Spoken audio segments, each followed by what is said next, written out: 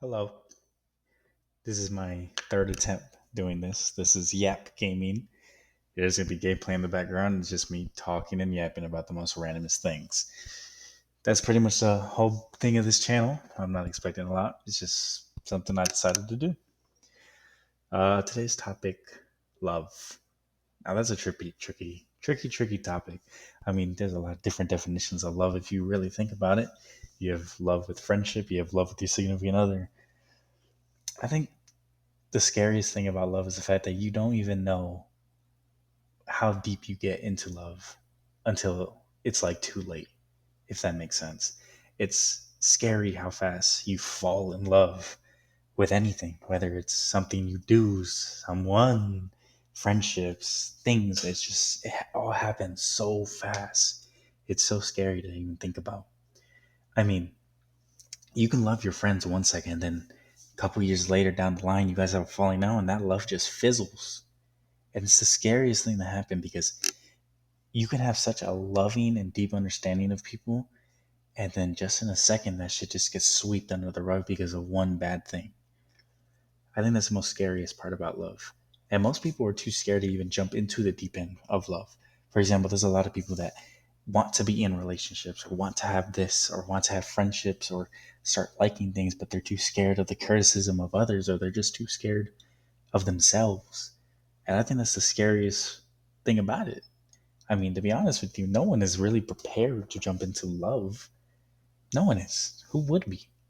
I mean, if you really think about it, when you first got together with your girlfriend, whoever it was, whether it's 10 years, 20 years down the future, you were scared out of your mind asking her out, or vice versa. I mean, let's be honest, nobody is ever prepared whenever you ask someone out or you are the one asked out. It's the scariest thing. And then sometimes you do it out of just straight impulse. You didn't even put much thought into it. It just kind of blurred out. And you didn't even think about saying it, but your body just did it for you, if that makes sense. I'll share a personal story of mine. The way I asked out my girlfriend was on accident. Yeah, I know, accident. I must feel like an asshole. Trust me, you're going to think of me as more of an asshole after I even tell the story. I asked my girlfriend out in the Taco Bell drive thru. And the funny thing about it is that I didn't mean to. It kind of just randomly got brought up into a conversation, and I accidentally confessed my own feelings to her without even really thinking much. And that was like the scariest thing because at that moment, as soon as it came out of my mouth, I immediately said, "Oh my God, I just said my feelings to you." And it's insane to think about now because I mean, I've been with her for 2 years now. But at that moment in time when it happened, I sat there fucking like scared, dude. It's scary to think about. And I'm going to be honest, I don't regret it. Most people are so scared to take the leap of just diving right into love and not wanting to do it because they're too scared of being heartbroken or they're too scared of rejection and etc. Honestly, from my own personal experience, I think it's better to try than not to try. I mean, if I never tried, I'll be honest with you, I probably wouldn't have been the happiest I am now. And I know it's cliche. Most people always say that they're the happiest because they met their girlfriends or they met their significant other. And if I'm going to be completely honest with you, I know it sounds corny. I know it sounds, generic. Everybody says that. A lot of people say that. But it's honestly the fucking truth. It's the truth. It's scary how true it is. All those people that you would think, like, damn, you're corny, bro, or damn, you really fall for someone that hard. Yeah, yeah, once it happens, man, it's a great feeling. It's an amazing feeling. But I think it also comes with its own cons because I mean, if you really think about it, there will, let's say for example, that isn't your happy ending and you don't stay with the person you asked out. After all that, you still have those hard feelings for them, and when that day comes where you unfortunately break up, God forbid you guys do, in case you do or don't, but let's say you do, afterwards the pain is just unbearable. I mean, seriously, think about it. You're hanging out with a person every day of your life, however long you guys were together for. I mean, you are talking to this person 24/7, on call, on FaceTime, texting, hanging out, whatever you do with that person, that's your other person, you know?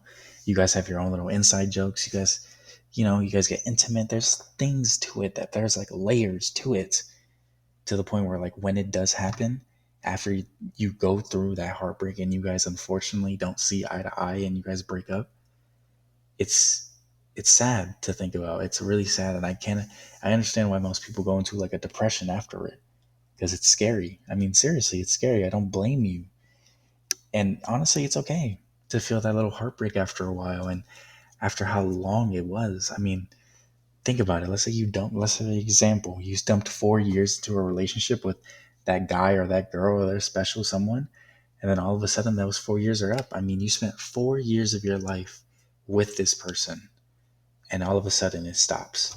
You get heartbroken, and it's scary. I don't blame you. It's scary. It's scary. I mean, you hear all these stories about people and their bad breakups and like how it affected them and all that. And honestly speaking, if I had to go back through my breakups, and I would say, would I not date this person because of how it ended?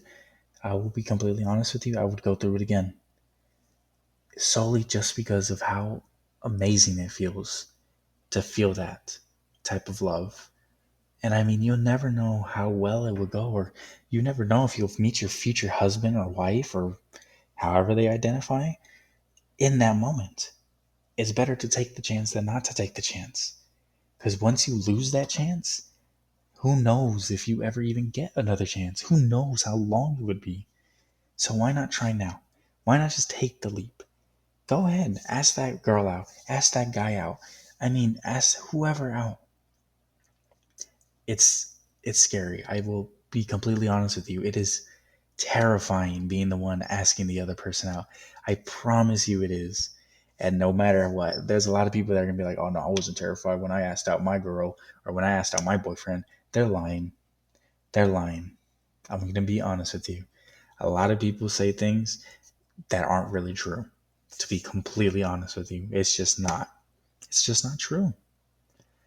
It is the scariest thing to ask somebody out. It is. And love is such a finicky thing too. Because I mean, it doesn't even have to be with a significant other. It can be with just friendships. I mean, love with friendships is a lot too. It's just the same thing as a relationship. The only difference is you're not kissing them or you're not having sex with them. But also, it's such a delicate thing too. I mean, friendships mean so much to a person, whether it's the guys or the girls. As a guy personally, I can tell you that friendships mean a hell of a lot to us. I mean, seriously, friendships are like the time where we can be ourselves before we meet that special somebody. Friendships are the type of things that where if you need help or if you're like, fuck, I'm fucked, I don't want to talk to my parents or I don't want to call anyone, you call your friend because you know at the end of the day they're going to come and help you and rescue you and save you. And I mean, you even go and hang out. You guys do sports sometime. You guys might have done sports. I mean, you guys might have done a lot of things together. And it's sad when unfortunately you have a friendship for so long that just fiddles out. It sucks. It it's almost as bad as a heartbreak, but not entirely, if it makes sense. It's a completely different type of feeling to explain when you lose a really, really, really good friend. Especially if it's over something that's not even like really something that should be, you lose him over, if that makes sense. You lose them over. I mean, losing a friend is one of the hardest things ever. And I mean, people come and go. I get that a lot. I get that. A lot of people say that. Like, you're going to expect a lot of people to come in your life and you're going to expect a lot of people to come out of your life. And to be honest with you, I completely agree with it. You're not wrong. You are not wrong. A lot of people come and a lot of people go. But it's such a dumb saying. Because, yeah, people come and go. But damn, dude, wouldn't it be nice to keep the people that you want to keep from going? I know it's a sad thought to think about. I know it's not fair because life isn't fair, but it's something I think about. I mean, seriously, if I was able to choose how my friendship ended, I would have chosen it not to end in the way it did. And that's going to be a story for another video, by the way, but we can get into that. But this one's more about love and the whole subject of love. But yeah, man, I mean, losing a friend is a different type of hurt. and a different type of love. I don't think people understand the type of love friendships bring. Most people consider love with like relationships or like, like you love things like, I love my mom or I love my dad, like stuff like that, right? Like a family kind of love, or like a very like I love you in a way that I want to fuck you or have my kids kind of way. When there's so many different types of level of love. I mean, there's family love, there's love for your significant other, and then there's the love for your friends. And I think a lot of people gloss over the fact that there is those three different types of love. And to be honest with you, the friendship love can turn into family love. You can meet friends that are like family from another mother. You can meet friends that are like your brother from a long lost mom. I mean, seriously, these people could mean everything to you. Everything. And they could be the bestest friend, and you would have never even known. The saddest part is when you lose them. It's a different type of hurt. And a lot of people don't appreciate that or understand that kind of feeling, because most people don't go through that necessarily because they don't meet that friend that means that much to them to the point where it hurts the fact that they leave. And I'm telling you, as a person that has lost that, it is a very, very rough hurt. And it's something that you don't, I would say you never get over, but that's just kind of putting it lightly.